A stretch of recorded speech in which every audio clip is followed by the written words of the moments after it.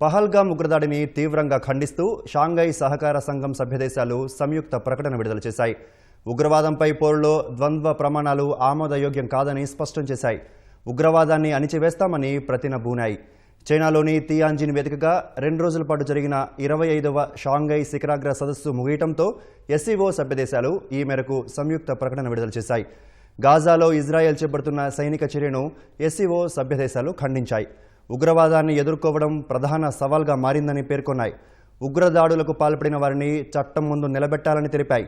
ఏ దేశమైనా స్వార్థ ప్రయోజనాల కోసం ఉగ్రవాదం, వేర్పాటువాదాన్ని ఉపయోగించుకోవడం ఆమోదయోగ్యం కాదని ఎస్సీఓ సభ్యదేశాలు తేల్చి చెప్పాయి. ఉగ్రవాదాన్ని, సీమాంతర ఉగ్రవాదాన్ని అణిచివేసేందుకు అంతర్జాతీయ సమాజం ముందుకు రావాలని కోరాయి.